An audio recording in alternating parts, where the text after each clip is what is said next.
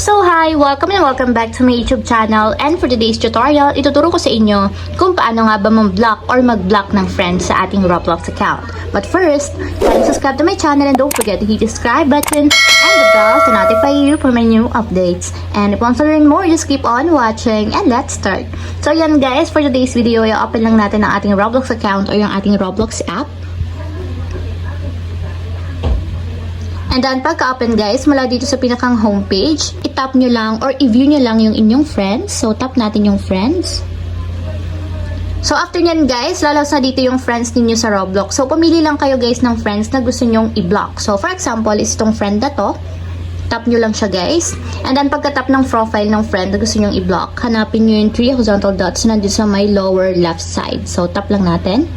And dito guys, may lalabas na option. So, hanapin nyo yung block, then tap nyo yung block. And ayan guys, kapag yun yung itsura, naka-block na yung account na yan sa ating Roblox. So, back natin guys. So, kung makikita nyo, wala na akong friends since nga naka-block na siya sa account ko. So, kung gusto nyo namang i-unblock yung friends guys, tap nyo lang yung more. Then, after yun guys, scroll up lang natin. Tap nyo naman yung settings. Then, dito sa settings, tap nyo yung privacy and content maturity. And dito guys, tap nyo lang yung block users.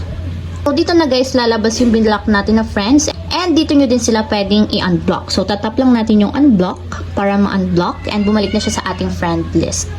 So, ayan lang guys, ganun lang kasimple kung paano nga ba ma-block ng friends sa ating Roblox account. If you have a question, can you comment down below and don't forget to subscribe button and the bell to notify you for my new updates. And thank you for watching!